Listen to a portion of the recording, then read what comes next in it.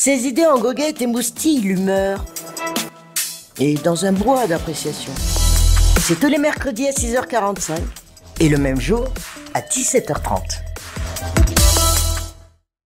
Et si, pour une fois, on essayait d'être réaliste en ce mercredi des idées en goguette?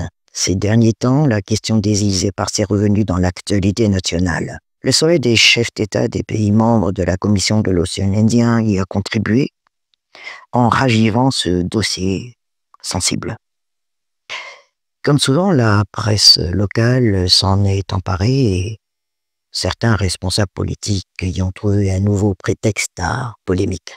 Alors ce regain d'intérêt est notamment dû à une déclaration du président français évoquant, de manière à peine voilée, une possibilité de cogestion de ces îles. Oui, Joe Patricius, ce mot cogestion reste tabou pour certains, mais apparaît pourtant comme une option réaliste pour d'autres. Mais entre nous, si on se posait franchement la question, avons-nous vraiment le choix aujourd'hui? Sur le plan juridique, les résolutions des Nations Unies en faveur de Madagascar sont claires. Elles affirment la souveraineté malgache sur ces îles. En théorie, donc, le débat est clos. Mais dans la pratique, un autre problème persiste, celui des moyens. Car revendiquer une souveraineté est une chose, mais être en capacité de l'exercer concrètement en est une autre. Déjà en 2019, Joe Patricius, un ministre des Affaires étrangères, avait eu le courage de rappeler que Madagascar ne disposait pas des moyens nécessaires pour sécuriser ou encore exploiter ces îles.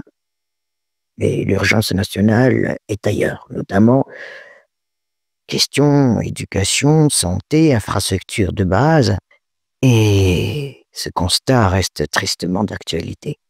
Est-ce que les habitants de Bechuca d'Andapa ou de tout autre coin reculé du pays se sentent concernés par les îles éparses? Voilà la question. Mais la réponse est simple.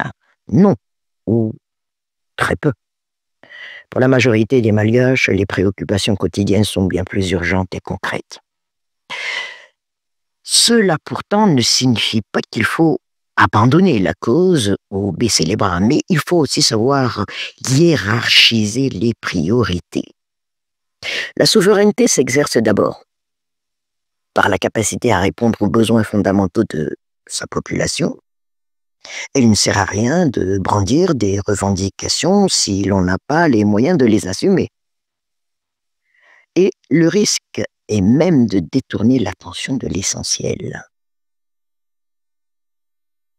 Comme l'avait dit un président français à propos du climat, notre maison brûle et nous regardons ailleurs. Eh bien, nous aussi, notre maison brûle. Les défis sont immenses, pauvreté, insécurité, éducation, accès à l'eau potable, corruption, chômage, et la liste est longue, Joe Patricius. Alors, être réaliste ne veut pas dire renoncer.